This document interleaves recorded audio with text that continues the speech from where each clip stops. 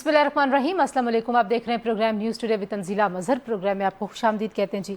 America Iran deal में दरअसल deadlock है क्या, और क्या जो सबसे बड़ी रुकावट ईरान के मुताबिक है सदर ट्रंप का बार बार अपनी बातों से मुकरना, बार बार धमकी की तरफ जाना और दबाव के तहत मुज़ाकरात को आगे बढ़ाना, वो सबसे बड़ी रुकावट है, या वाकई में ऐसे मसाइल हैं जिन पे शायद कोई दरमियानी रास्ता दोनों फरीक निकालने में अभी तक कामयाब नहीं हुआ। आज के प्रोग्राम में इन तमाम उमूर का हम जायज़ा लेंगे जी, क्योंकि अभी बातचीत जारी है। अमेरिका ये कह रहा है कि ईरान के साथ अभी कोई मुआहिदा नहीं हुआ, लेकिन साथ साथ कुछ ऐसी खबरें भी आ रही हैं कि ईरान पर जो पाबंदियाँ आयद हैं, बिलखुसूस जो मौशी पाबंदियाँ आयद हैं, उनमें जो लचक है और उनमें नरमी आहिस्ता आहिस्ता पैदा की जाएगी। इसी तरीके से आबनाए हॉर्मज़ का इंतज़ाम जो है वो कौन संभालेगा और उस इंतज़ाम को कैसे संभाला जाएगा। ईरान की तरफ से ये बयान आया है कि ईरान और ओमान की जो पॉलिसी होगी, जो वो फैसला करेंगे, उसी हिसाब से ये इंतज़ाम जो है उसको देखा जाएगा, इसको संभाला जाएगा। लेकिन शायद अमेरिका के लिए ये कोई बहुत ज़्यादा खुशाइन बात नहीं होगी कि वो ईरान के मुजवज़ा प्लान के मुताबिक आबनाए हॉर्मज़ को एडमिनिस्टर होने दे। तो ये कुछ इश्यूज़ हैं, और प्रोग्राम के दूसरे हिस्से में हम बात करेंगे पाकिस्तान की इकॉनमी, और उस पर अब ज़ाहिर है जब बजट आता है तो बहुत ज़्यादा बहस और मुबाहिसा शुरू हो जाता है। बहुत सारे लोगों का ख्याल है कि वैसे ही बजट होता है जैसा हर साल होता है, वैसे ही दावे होते हैं, वैसे ही वादे होते हैं, लेकिन ग्राउंड रियलिटीज़ क्या हैं, और बिलखुसूस मशरिक़ वस्ता की जंग के बाद क्या पाकिस्तान में जो हालात हैं वो ज़्यादा इस वक्त गंभीर हैं, या हमारी मैशत जो है वो जो अशारिये हमें हुकूमती अदाद शुमार में नज़र आते हैं वो बेहतरी की तरफ ही इशारा करते हैं। उसका भी जायज़ा आपके सामने पेश करेंगे जी। प्रोग्राम के पहले से मैं मुझे ज्वाइन करें अनस मलिक साहब हैं, सीनियर सहाफ़ी तजिया का जो न्यूज़ एशिया है उसके ब्यूरो चीफ हैं। अनवर इकबाल साहब सीनियर सहाफ़ी वाशिंगटन से हमारे साथ मौजूद हैं, और ब्रिगेडियर रिटायर्ड हारिस नवाज साहब दिफाई तजियाकार हमारे साथ मौजूद होंगे। अपने मेहमानों की तरफ जाने से पहले मैंने कुछ ईद के प्रोग्राम्स में हम बहुत सारे एंकर्स एक दूसरे को इनवाइट करते हैं। सो मैंने असदुल्ला खान साहब के ईद शो पे शिरकत की थी, जहाँ पे शेर अफजल मरवत साहब, इरशाद भट्टी साहब और शुमाइला राना जो कि पाकिस्तान मुस्लिम लीग नवाज की एमएनए हैं, वो थे। वहाँ पे मुझसे उन्होंने जो कुछ एक कह लीजिए कि मजाक के तौर पे कुछ सवालात होते हैं, तो उन्होंने मुझे कहा था कि सियासत के चाहत अली खान कौन है। मैंने दो नाम लिए थे। मैंने कहा था जी कि शहबाज गिल साहब हैं और अज़मा बुखारी साहिबा हैं। तो आज मुझ तक कन्वे हुआ, अज़मा से मेरा बहुत अच्छा ताल्लुक़ है, इस वजह से नहीं कि वो वज़ीर हैं आज तो मैं ये कह रही हूँ। वो जब बहुत बुरे वक्तों में मैंने बहुत बहादुरी से उनको सियासत करते हुए देखा, और मैंने हमेशा उनकी बड़ी रिस्पेक्ट की है। लेकिन जिस तरह से इस पोस्ट को एक डिजिटल प्लेटफॉर्म ने लिखा, इस पैराए में मैंने बात नहीं की थी। मैंने वजह भी बताई थी। मैंने कहा जैसे चाहत फतेह अली खान को मैं कोई बुरा आदमी नहीं समझती हूँ, अब वो एक एंटरटेनर हैं और मैं उनकी बड़ी इज्जत करती हूँ, और मेरा ख्याल है अज़मा भी उनकी इज्जत करती होंगी। मैंने किसी से किसी को नहीं मिलाया, ना ही अज़मा बुखारी का शहबाज गिल से किसी किस्म का कोई मुकाबला हो सकता है। शहबाज गिल के हवाले से मेरे ख्यालात, मेरे नज़रियात जो मैं उन पर तनकीद करती हूँ वो पब्लिक रिकॉर्ड का हिस्सा हैं, और अज़मा के हवाले से मैंने खैर कभी कोई बात ही नहीं की, क्योंकि मेरा उनसे एक दोस्ती का ताल्लुक रहा है माजी में। जब से वो वज़ीर बनी उनसे रब्ता उस तरह का नहीं रहा, लेकिन मैंने उसकी वजह भी पेश की थी। मैंने कहा था जी चाहत फतेह अली खान साहब के दिमाग में जो भी बात आती है उस पर वो एक गाना बना लेते हैं, और अज़मा के जहन में जो भी बात आती है उस पर वो एक प्रेस कॉन्फ्रेंस करती हैं। इसमें किसी किस्म की कोई तज़हीक, किसी किस्म की दिल आज़ारी कतन मलहूज नहीं थी। तो मैं अपने प्रोग्राम के प्लेटफॉर्म से इस वजह से मैंने यहाँ पे वो बात नहीं की, जीटीवी के प्लेटफॉर्म से वो बात नहीं की। मैंने असदुल्ला खान साहब जो हमारे कुलीग हैं, एंकर हैं, दोस्त हैं, उनके प्रोग्राम में ये बात की थी। लेकिन क्योंकि इस पर गिला आया तो इसलिए मैं ये वजाहत कर रही हूँ, और अज़मा अगर आपकी दिल आज़ारी हुई है तो मैं उसके लिए माजरत खाऊँ, लेकिन ये किसी दिल आज़ारी के तनाजुर में मैंने ये बात नहीं की थी। चलिए जी, आते हैं अपने प्रोग्राम के टॉपिक की तरफ। जो ज़्यादा हम मामला इस वक्त पूरी दुनिया के सामने है वो ईरान अमेरिका की डील में असल डेडलॉक क्या है। बहुत सारी कहानियां हैं। ईरान बार बार कहता है जी कि बहुत सारी ऐसी बातें इंक्लूडिंग जो जोहरी मामलात पे बात हो रही है वो मीडिया हाइप है। अनवर साहब, पहले आपकी तरफ आते हैं। वाशिंगटन में दरअसल हो क्या रहा है, क्योंकि एक लम्हे में ऐसे लगता है कि वाकई डील होने लगी और अनाउंस होने लगा है, ऐसे लगता है फैसला हो गया है, फिर उसके बाद जो है वो दोबारा से वो जो जंगी जुनून जैसी बातें होती हैं वो होना शुरू हो जाती हैं। तो वहां पे असल मुद्दा क्या है जो हल नहीं कर पा रही अमरीकी इंतजामिया? سب سے پہلے تو آپ کا شکریہ. دیکھیے آج کل جو بھی مسائل ہوتے ہیں نا اس کا دو رخ ہوتا ہے. ایک رخ تو ہوتا ہے وہ مسئلہ ہوتا ہے جو خود اور اس پہ جو گفتگو ہو رہی تھی اس کو حل کرنے کی جو کوششیں ہو رہی تھیں اس میں جو مختلف ممالک اور مختلف حکومتیں انوالو ہوتی ہیں. اور ایک رخ ہوتا ہے میڈیا کا. جی میڈیا پہ جو بیانات دیے جاتے ہیں وہ اکثر گراؤنڈ ریئلٹی سے بالکل مختلف ہوتے ہیں. ایک یہاں بہت سینئر امریکی سفارتکار تھے جو کئی ملکوں میں امریکہ کے سفیر رہے. ایک دفعہ انہوں نے ایک انٹرویو میں ریٹائرمنٹ کے بعد لوگ سچ بولتے ہیں سارے یہاں بھی ہمارے یہاں بھی انہوں نے ایک بات کی تھی کہ میڈیا کو جو کچھ ہوتا ہے اس کا 25% بھی پتہ نہیں چلتا. 75% کا ان کو علم ہی نہیں ہوتا, بس وہ اپنا گیس ورک کر رہے ہوتے ہیں اور یہی حقیقت ہے. تو دیکھیں اب جو مسائل پہ میڈیا کی ظاہر خواہش یہی ہوتی ہے ہر نیوز اینکر کی, ہر خبر پڑھنے والے کی, اس کی خبر کی باری آنے سے پہلے سارے مسائل حل ہو جائیں تاکہ وہ اپنی خبر میں وہ بات بیان کر دے. اچھا ریئلٹی میں ایسا نہیں ہو سکتا ہے نا. تو اب مسائل کیا ہیں؟ یہ سارے بہت گمبھیر مسائل ہیں. مثلا ہم سپوز کر لیتے ہیں کہ کل سمجھوتا ہو جاتا ہے تو کیا ایران اور اسرائیل کی دشمنی ختم ہو جائے گی؟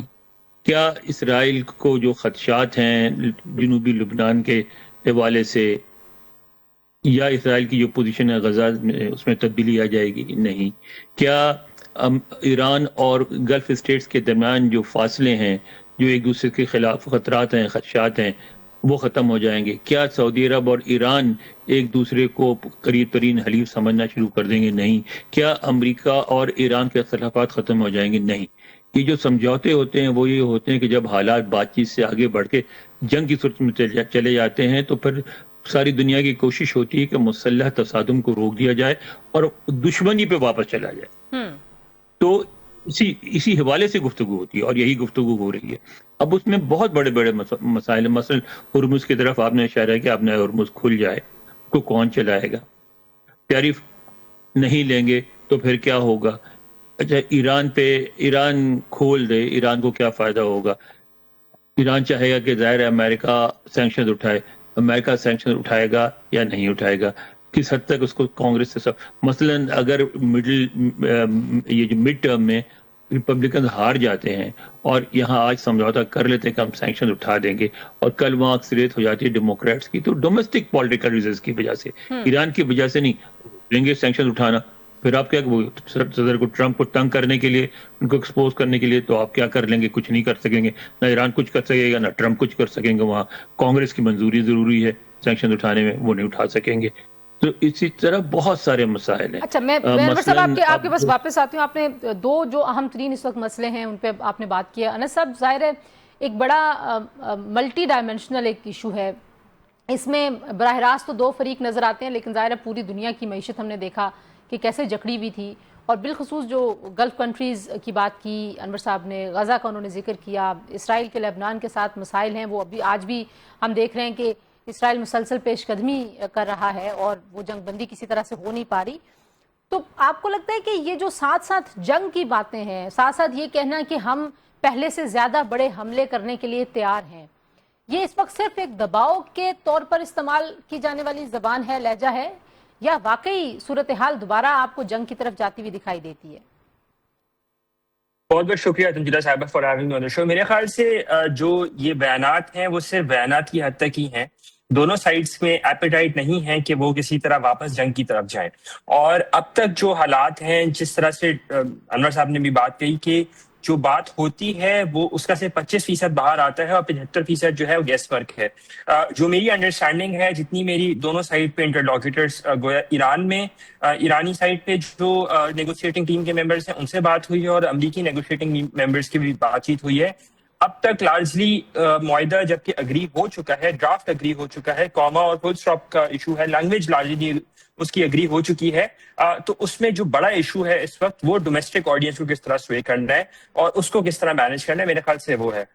جو کل پریزیڈنٹ ٹرمپ کا بیان آیا کہ آبنائے ہرمز کھل جائے گی, نیول بلاکیڈ جو ہے ختم ہو جائے گی, ابھی تک ہم نے دیکھا ہے کہ نیول بلاکیڈ پریکٹیکلٹی میں ختم نہیں ہوئی ہے. حالانکہ گزشتہ 24 گھنٹے کے اندر 20 سے قریب جو ہے وہ آبنائے ہرمز سے شپس جو ہے وہ گزری ہیں. تو آہستہ آہستہ ہم اس کو دیکھ رہے ہیں کہ اس کا رول بیک ہوگا. 2 فیز یہ ڈیل ہے, 2 فیز ایگریمنٹ ہے, رادر ڈیل تو اس کو نہیں کہہ سکتے, لیکن معاہدہ جو ہے یہ 2 حصوں کے اندر ہے. پہلا حصہ یہی ہے کہ جس میں اب نئے ہرمز کو کھولا جائے گا، ایرانی آئل جو ہے اس کے اوپر سے جو امریکی پابندیاں ہیں وہ ختم کی جائیں گی، پھر جو نیول بلاکیڈ ہے وہ ختم کی جائے گی، اور لبنان سمیت تمام پورے مشرق وسطیٰ کے اندر جو ہے وہ سیز فائر کی بات جو ہے وہ اگری کی گئی ہے۔ اب وہ ٹرانسپائر کب ہوتا ہے، کون سی سائڈ اناؤنس کرے گی، کیا نیٹی گریٹیز ہیں، میرے خیال سے it's only a matter of time. اور یہ پوری بات اس چیز کو انٹینٹ کو سگنل کرتی ہے کہ دونوں سائڈز لڑائی کے موڈ میں نہیں ہے، دونوں سائڈز لڑنا نہیں چاہتی، اسی لیے یہ ڈیل جو ہے اب ہم نے دیکھا ہے کہ پچھلے 8 روز 10 روز کے اندر یہ زیادہ ایکسپیڈیشنلی اس کے اوپر کام ہو رہا ہے۔ میں بیجنگ میں موجود تھا پچھلے ہفتے جب وزیر اعظم شہباز شریف، فیلڈ مارشل سید عاصم منیر جو ہے وہ ان کی پریزیڈنٹ شی سے ملاقات ہوئی، پریمیئر لی چیانگ سے ملاقات ہوئی، اور ہمیں یہ بات ذہن نشین کرنی چاہیے کہ فیلڈ مارشل جو ہے اس سے پہلے تہران میں موجود تھے، تو جو ان کی ڈسکشنز تہران میں ہوئیں اور اس کے بعد اس کی بنیاد کے اوپر ان کی ڈسکشن جو چائنیز سائڈ سے ہوئیں، وہ ایک کلیئر کٹ انڈیکیٹر ہے کہ ایگریمنٹ ہو چکا ہے، اس کی announcement is only a matter of time. Anwar sahab, آپ کو بھی لگتا ہے کہ ایگریمنٹ ہو چکا ہے؟ مطلب جو ڈویبلز ہیں وہ دونوں سائڈز نے ایک طرح سے آؤٹ لائن کر لیے ہیں کہ یہ چیزیں ہم کر سکتے ہیں، پہلے فیز میں ہم یہ کریں گے اور اس کے بعد ہم یہ کریں گے۔ انس نے بڑی اچھی بات کی۔ دیکھیں، یہ میں بھی 2-3 دن سے یہی کہہ رہا ہوں کہ اصل مسئلہ یہ نہیں ہے کہ جو ایشوز ہیں ان پہ بہت زیادہ اختلافات ہیں، اصل مسئلہ یہ ہے کہ دونوں فریق ایک ایسا بیانیہ چاہ رہے ہیں جو اپنے عوام کو فتح کے طور پہ بیچ سکے۔ دونوں کو پتہ ہے، ایران کو بھی پتہ ہے، امریکہ کو بھی پتہ ہے، اس جنگ میں کسی کی فتح نہیں ہوگی، یہ اسٹیل میٹ پہ ختم ہوئی یہ جنگ، اور جتنے عرصے بھی جاری رہے یہ اسٹیل میٹ قائم رہے گا۔ لہٰذا دونوں چاہتے ہیں کہ جو چیز میدان جنگ میں نہیں حاصل ہو سکا اس کو مذاکرات کی میز پہ حاصل کیا جائے اور ایک ایسا بیانیہ حاصل کیا جائے جو ان کو فیور کرے۔ اچھا، میں آپ کے پاس انور صاحب اس پہ واپس آؤں گی کہ امریکہ کے اندر آپ کے خیال میں کون سا بیانیہ ہے جس کو فتح کے طور پر دیکھا جا سکتا ہے؟ صدر ٹرمپ کی شخصیت اور انہوں نے جو وعدے کیے تھے۔ ذرا ایک بریک لے لیتے ہیں، بریک کے بعد اسی نقطے سے گفتگو کو دوبارہ جوڑیں گے۔ جی ہمارے ساتھ رہیے۔ پروگرام میں ایک بار پھر آپ کو خوش آمدید کہتے ہیں۔ جو بریک پر جاتے ہیں انور صاحب، آپ سے میں یہ پوچھ رہی تھی کہ آپ نے کہا بیانیہ چاہیے، ظاہر ہے انس بھی یہی کہہ رہے ہیں، اور جو انٹرنل پالیٹکس ہے ایران کے اندر اور جو انٹرنل پالیٹکس کا پریشر ہے امریکہ کے اندر، وہ بالکل دو مختلف دنیا ہیں، اور ان دونوں کا جو ڈائنامک ہے وہ مکمل طور پہ تبدیل ہے۔ صدر ٹرمپ پہ واقعی اتنا دباؤ ہے؟ کیونکہ ہم نے دیکھا کہ پچھلے کچھ عرصے سے جتنے بھی اوپینین پولز آ رہے تھے، بالخصوص اسرائیل ایران جنگ کے معاملے پہ، ان کو بہت زیادہ حمایت نظر نہیں آتی تھی عوامی سطح پر۔ دیکھیں، اگر یہ کہا جائے کہ دباؤ نہیں ہے تو غلط ہوگا، بالکل دباؤ ہے۔ ظاہر ہے کہ یہ ان پاپولر وار ہے، یہاں اب امریکی عوام یہ وار نہیں چاہتی، ان کے ذہنوں میں کوئی امریکی ایرانیوں کو پسند کرتے ہیں، ایرانیوں کے خلاف ان کے ذہن میں کوئی ایسی دشمنی نہیں ہے، اور ایرانی بھی امریکیوں کو پسند کرتے ہیں، ایز انڈیویجولز میں بات کر رہا ہوں، تو اس طرح کی دشمنی تو نہیں ہے۔ لیکن ہمارے یہاں ذرا چونکہ ہمارا اپنا ایک نیریٹو ہے، ہمارا اپنا پرسپیکٹو ہے، تو ہمارا اس دباؤ کو زیادہ ایگزیجریٹ کیا جاتا ہے۔ مثلا صدر ٹرمپ کے بارے میں 2-4 چیزیں سمجھیں تو آپ کو بات آسانی سے سمجھ آتی ہے۔ مثلا یہ کہ وہ اب دوبارہ الیکشن نہیں لڑ سکتے، انہوں نے کوشش بھی کی، تھوڑا سا ادھر فیلرز بھی چھوڑے، سپریم کورٹ کا ریئیکشن جو آیا، جو انڈیکیشنز آئی وہاں سے، بیان تو نہیں آیا، اس سے صاف بات واضح ہو گئی کہ نہیں، ان کو اجازت نہیں ملے گی تیسرا الیکشن لڑنے کی، تو وہ انہوں نے اس بات کو تسلیم کر لیا، اور آپ نے دیکھا انہوں نے ایک میٹنگ میں اناؤنس بھی کر دیا کہ آئندہ جو کینڈیڈیٹ ہوں گے ریپبلکن، وہ جے ڈی وینس ہوں گے یا مارکو روبیو ہوں گے، ٹھیک ہے، تو وہ آپ اس میں انٹرسٹڈ نہیں ہے۔ اچھا، ان کو چاہیے بالکل اس میں ان کو کانگریس میں اپنی اکثریت چاہیے تاکہ جو کچھ کرنا چاہتے ہیں وہ کر سکیں، خاص طور پہ امیگریشن میں وہ کافی سیریس ہیں۔ اچھا، وہ امیگریشن کے بارے میں سمجھتے ہیں اگر وہ امیگرینٹس پہ سختی کرتے رہے، ان کو نکالتے رہے اور ان کا آنا بند کرتے رہے تو ان کو سفید فام ووٹرز کی ہمدردی حاصل رہے گی، جو کہ بالکل رہے گی۔ یعنی میں بتاؤں، جس محلے میں رہتا ہوں اس محلے میں صرف 3 ڈکلیئرڈ وہ تھے ریپبلکن سے، سارے ڈیموکریٹ سے، لیکن سب نے اکثریت نے، مجھے بعد میں آہستہ آہستہ پتہ چلا کہ ٹرمپ کو ووٹ دیا تھا صرف اس لیے کہ وہ چاہتے تھے کہ یہاں سے امیگریشن کو نکالا جائے، تو انہیں اس بات کا علم ہے، اس کا بھی ان پہ وہ پریشر کم لیتے ہیں۔ اچھا، پھر اس سے بھی بڑی بات یہ کہ اگر ریپبلکن ہار گئے پھر بھی وہ ایگزیکٹو آرڈرز کے ذریعے 2 سال تو حکومت کرتے رہیں گے، ان کو کوئی ہٹا نہیں سکتا، یہ پارلیمانی نظام نہیں ہے، یہ پریزیڈنشل سسٹم ہے۔ البتہ یہ ہوگا کہ ذرا دشوار ہو جائے گا، مگر اگر وہ ریپبلکن ہار جاتے ہیں الیکشن تو صدر ٹرمپ کو اتنی پرواہ بھی نہیں ہوگی، کیونکہ ریپبلکن بھی نہیں ہے، وہ اوپر سے آئے ہیں، تو پریشر ہے، اتنا نہیں ہے جتنا ہمارے یہاں کہا جاتا ہے۔ انس صاحب آپ کو کیا لگتا ہے؟ ظاہر ہے ایران جو ہے اس نے تو یہ سارا کا سارا پریشر سسٹین کیا ہے، اور جو ایک توقع کر رہا تھا امریکہ بھی اور اسرائیل بھی دونوں بار کہ ایران کے اندر سے کوئی ایسا کوئی بغاوت ایسی شروع ہو جائے گی، رجیم چینج ہو جائے گا، وہ تو وہ حاصل نہیں کر سکے. تو اس وقت آپ کو لگتا ہے کہ ایران کے لیے کیا ون ون سچویشن ہوگی؟ کیونکہ عملی طور پہ تو ظاہر ہے وہ اس جنگ میں اگر انہوں نے شکست نہیں کھائی تو اسی کو فتح کے طور پر وہ پیش کر رہے ہیں، اور یہ فتح ہے بھی. دیکھیں جیسے کورٹ جو ہے نا کہتے ہیں کہ one should never be falling victim to their own propaganda. Unfortunately یہ کیس دونوں فریقین کے متعلق جو ہے وہ صحیح پھر جچتا ہے. ایران بھی یہ کہتا ہے کہ وہ جیتا ہوا ابھرا ہے، اور امریکہ بھی یہ سمجھتا ہے کہ وہ جیتا ہوا ابھرا ہے. فیکٹ اس کہ دونوں سائڈ کی اتنی کیپیسٹی نہیں ہے کہ اس جنگ سے کوئی کلیئر کٹ جو جسے کہتے ہیں نا وکٹر یا فاتح وہ ایمرج ہو. سی آئی اے کی اسیسمنٹس تھیں آج کے وال اسٹریٹ جرنل میں، نیو یارک ٹائمز اس کے بارے میں لکھا گیا ہے، وال اسٹریٹ جرنل میں بھی اس کے بارے میں پہلے لکھا گیا کہ اس طرح کی کسی ایڈونچر سے کوئی رجیم چینج یا گورنمنٹ چینج جو ہے وہ پاسبل نہیں ہے. لیکن اس کے باوجود پریزیڈنٹ ٹرمپ جو ہے وہ انہوں نے اوور پلے کیا اپنے ہینڈ کو اسرائیل کے کہنے پہ، بینجامن نیتنیاہو کے کہنے پہ. تو پوائنٹ یہ ہے کہ اب اگر ایران اپنے آپ کو اس طرح کی اخلاقی فتح کوئی جواز بنانا چاہے گا تو جنگ کے میدان میں کوئی اخلاقی فتح نام کی کوئی چیز نہیں ہوتی. ادھر یو لوز ادھر یو ون، یا تو آپ جنگ جیت جاتے ہیں یا جنگ ہار جاتے ہیں. اس ٹائم پر دونوں سائڈ کو ایک فیس سیور ہمیں ضرور ملتا ہوا نظر آ رہا ہے، اور وہ اس ڈیل یا اس ایگریمنٹ کی تناظر میں ہے. ایگریمنٹ جب بھی ہوتا ہے، آج ہو جائے کل ہوتا ہے، کیونکہ زیادہ تر اونس اب پریزیڈنٹ ٹرمپ کے پاس لائی کرتا ہے. امریکہ کے اوپر زیادہ رسپانسبلٹی لائی کرتی ہے، ایران کے پاس لائی نہیں کرتی. میری انڈرسٹینڈنگ یہ ہے، جتنی میری سمجھ ہے، کہ ایران کی جانب سے جواب ارسال کر دیا گیا ہے سپریم لیڈر سے کنسلٹیشن کے بعد، اور اب جو بال جو ہے وہ امریکہ کی کورٹ میں ہے. اگر امریکہ یہاں سے بیک ٹریک کرے گا تو پھر اس کی انسنسیریٹی نظر آئے گی کہ وہ شاید کبھی مذاکرات کے لیے سیریس تھا ہی نہیں. آج آپ نے دیکھا ہوگا کہ ایک بیان بھی آیا جو مشتبہ خامنہئی کے مشیر ہیں، فوجی مشیر ان کی طرف سے، اور وہ یہی کہہ رہے ہیں کہ شاید سفارتکاری سے ایک بار پھر صدر ٹرمپ غداری کریں گے. آپ کو بھی لگتا ہے کہ یہ پاسبلٹیز ہے ان کی شخصیت کو دیکھتے ہوئے یا نہیں؟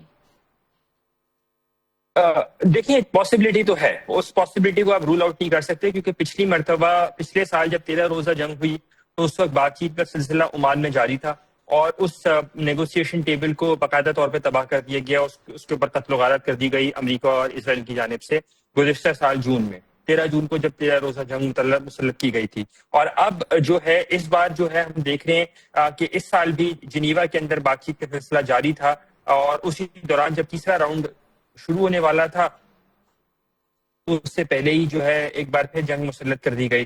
تو صدر ٹرمپ میں پریشر لینے کی ابیلٹی جو ہے ان میں کم ہے، اور جب ملٹری بلڈ اپ ہو جاتا ہے تو اس کے اوپر ان کو ایکٹ کرنا ان کی مجبوری بن جاتا ہے. یہی اسی وجہ سے تمام تر Pakistan as a principle mediator اور قطر اور دوسری پارٹیز جو انوالوڈ ہیں ان کی کوشش یہی ہے کہ معاملہ ملٹری ایسکیلیشن کی طرف نہ جائے، اس بلڈ اپ کی طرف ہی نہ جائے جہاں پہ پریزیڈنٹ ٹرمپ مجبور ہو کہ وہ اپنے اوپر سے پریشر ریلیف کریں. انور صاحب جو پاکستان کا رول رہا اور جتنا پاکستان نے ڈپلومیٹک فٹ ورک کیا، آپ ظاہر ہے امریکہ میں رہتے ہوئے امریکہ اور پاکستان کے تعلقات کو بہت قریب سے دیکھتے رہے ہیں. اس وقت جو تعلق ہے وہ کتنا کروشل ہے اور کتنا اس وقت وہ ڈیفائن کر رہا ہے اس پورے یہ جو مذاکراتی عمل بھی ہے، امن کی طرف جانے کی کوشش بھی ہے، اس میں پاکستان کا رول کیسے دیکھتے ہیں آپ، اور امریکہ میں کیسے اس کو، ایک اگر میں عام امریکنز کی بات کروں وہ کیسے اس کو پرسیو کرتے ہیں؟ جی میں اس کی طرف بالکل آ رہا ہوں اور اس کا ہی جواب دوں گا، لیکن میں ایک بات ایڈ کرنا چاہتا ہوں کہ آپ یہ دیکھیں کہ جو سارا ڈیلے ہو رہا ہے اس میں خاموشی سے ایک کام جاری ہے، اور وہ کیا ہے کہ جنوبی لبنان میں اسرائیل کے ملٹری آپریشن، اسرائیل کے وہاں بڑے، یعنی ایران میں تو بہت ویگ تھا کہ ہم جا کے حکومت چینج کر دیں گے، اور سب کو پتا تھا، امریکی انٹیلیجنس رپورٹ جو تھی جو کانگریس میں پیش کی گئی اور بعد میں عام بھی ہو گئی، اس میں بھی کہا گیا تھا کہ ممکن نہیں ہے ایئر اسٹرائک سے رجیم چینج نہیں ہوتی. تو وہ انہوں نے صدر ٹرمپ کو لیڈ کیا اس طرف، لیکن اپنے ان کے آبجیکٹیوز بہت کلیئر ہیں. وہ جنوبی لبنان کو پرو ایران ایلیمنٹ سے خالی کرنا چاہتے ہیں، بالکل وہاں سے آبادی کا خاتمہ کرانا چاہتے ہیں، تاکہ وہ جو ہے ایسے اپنی وہاں اپنا اپر ہینڈ قائم کر لیں اور اس کے بعد جنگ رکے 4-5 دن بعد جب وہ اپنے آبجیکٹیو حاصل کر لیں. اس پہ ذہن میں رکھیے گا. اب رہی بات پاکستان کی، وہ یہ ہے کہ میں نے کبھی، مجھے یہاں 25 سال ہو گئے سارا کچھ کرتے ہوئے، رپورٹنگ کرتے ہوئے. میں نے 2 US پریزیڈنٹس کے، 3 سیکرٹری آف اسٹیٹ کے انٹرویوز کیے، میں نے کانگریس کے ممبر، سینیٹر سب کے. میں نے کبھی اس دوران میں امریکن میڈیا کے لیے 14 سال کام کیا.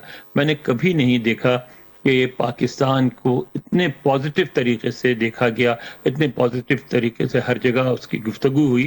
بعض لوگوں نے خلاف بیانات بھی دیے، لیکن اوور آل میرا خیال ہے پاکستان کو امریکہ میں تھنک ٹینکس میں، میڈیا میں، ہر جگہ جہاں لوگ میٹر کرتے ہیں وہاں پاکستان کی تعریف کی جا رہی ہے. جی بہت شکریہ انور اقبال صاحب. انس ملک صاحب کی گفتگو جی پروگرام میں شامل کریں گے. بریک کے بعد واپس آئیں گے. بجٹ کیسا ہونا چاہیے اور کیسا ہوگا جو اس وقت ہماری معیشت کے حالات ہیں، اس پہ بات کریں گے. فاروق سلیم صاحب ہمارے ساتھ موجود ہوں گے، ہمارے ساتھ رہیے. پروگرام میں ایک بار پھر آپ کو خوش آمدید کہتے ہیں جی. پاکستان کے معروف ماہر معاشیات ڈاکٹر فاروق سلیم صاحب ہمارے ساتھ موجود ہیں. ڈاکٹر صاحب، جو بجٹ کا ظاہر ہے جب زمانہ ہوتا ہے تو پھر ہر کوئی عام آدمی تو ظاہر ہے یہ سوچ رہا ہوتا ہے کہ اس کے لیے کیا ریلیف ہوگا. لیکن ایز این اکانومسٹ آپ کیا سوچتے ہیں؟ پہلے تو یہ بتائیے کہ ہر سال جب بجٹ آ رہا ہوتا ہے تو پھر اس وقت اس مالی سال کے لیے کیا سوچ آتی ہے آپ کے ذہن میں as an expert, as somebody جس نے سسٹم کے اندر بھی جو ہماری فائنینشیل مینجمنٹ ہے اس کا حصہ رہے، تو کیا سوچ رہے ہیں ابھی آپ؟ تنزیلہ، یہ سوال مجھ سے پہلے کبھی نہیں کسی نے پوچھا. ویری انوویٹو سوال. ایک تو آپ نے ذکر کیا عام آدمی کا. دیکھیے، یہ جتنا بھی بجٹ کا ڈرامہ ہے اس میں عام آدمی جو ہے اس کا مرکزی کردار ہوتا ہے.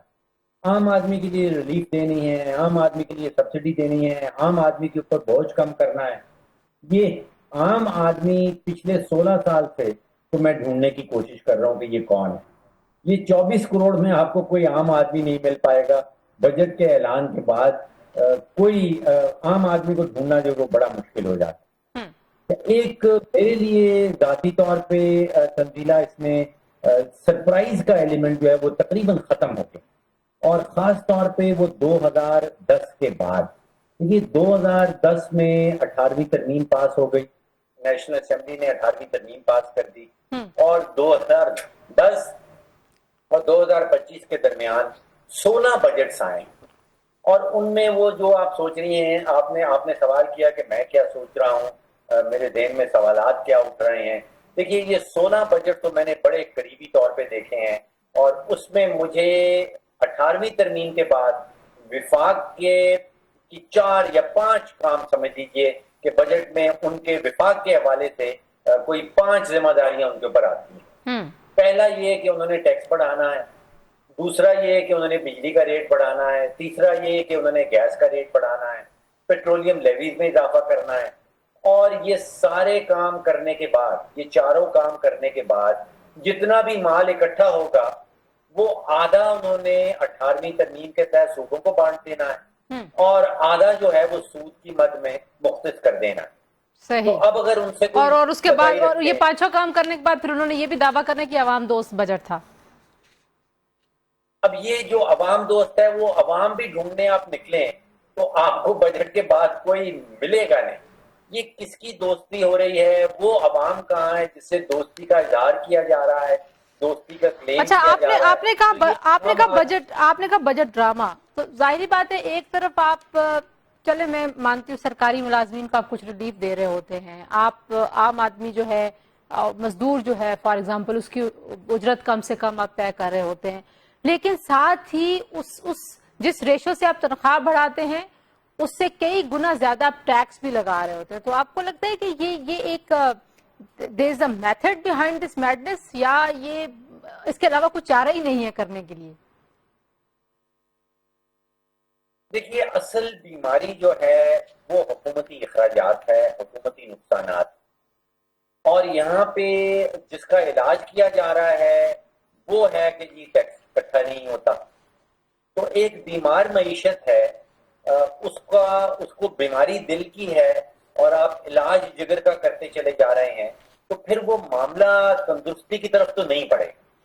لیکن نا علاج ہم کرتے ہیں کہ جی ٹیکس بڑا کم اکٹھا ہو رہا ہے، ٹیکس بڑھانا ہے، اور بیماری ہے اخراجات کی، تو وہ دل کا علاج، دل کی بیماری اور جگر کا علاج، اور پھر توقع رکھ لینا کہ شاید معیشت جو ہے وہ تندرست ہو جائے گی۔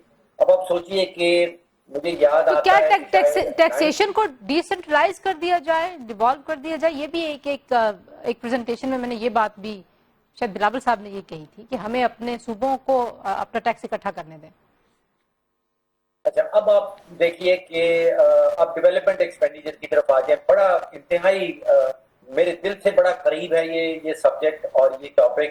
جی جی دیکھیے، میں تو کہتا ہوں کہ 169 صوبے بنائے جائیں، 169۔ اچھا، تو اس وقت پاکستان میں 169 ڈسٹرکٹس ہیں۔ اب آپ سوچئے کہ پچھلے 4 سالوں میں جو ترقیاتی بجٹ ہے، وفاقی حکومت نے 4 ٹریلین روپیز، 4000 ارب کا ترقیاتی بجٹ، اور چاروں صوبوں نے مل کے 8000 ارب کا ترقیاتی بجٹ۔ اب اندازہ کیجئے تنزیلہ کہ 12000 ارب روپے کا ترقیاتی بجٹ یہ بنایا گیا ہے۔ یہ ایکچوئل پاکستان کے پاس ریسورسز ایگزسٹ کرتے ہیں، پچھلے 4 سال میں ان کا اعلان کیا گیا ہے، 4 سال کے 4 بجٹس میں ان کو یہ اماؤنٹ مختص کی گئی۔ اب آپ سوچئے کہ اگر 169 صوبے ہیں تو ہر صوبے کے ہر ڈسٹرکٹ کے حصے میں کوئی 71 ارب روپے آئے گا، 71 بلین روپیز۔ اب اس سے کیا کریں؟ آپ ملک کی شکل بدل سکتے ہیں، ویزیبلٹی بھی اور ٹرانسفارمیشن بھی۔ آپ ہر صوبے میں 500 سکول ہر سال بنا سکتے ہیں۔ آپ ہر صوبے میں 300 کلینکس ہر ڈسٹرکٹ میں بنا سکتے ہیں۔ آپ ہر ڈسٹرکٹ میں 200 کلومیٹر کی روڈ بنا سکتے ہیں۔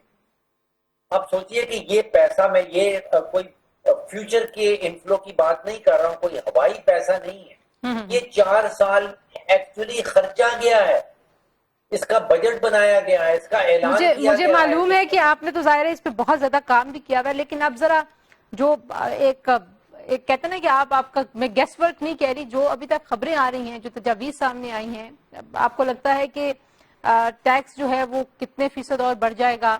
اور جن گاڑیوں پہ ٹیکسیشن کی بات ہو رہی ہے اس پہ آپ کیا کامنٹ کریں گے؟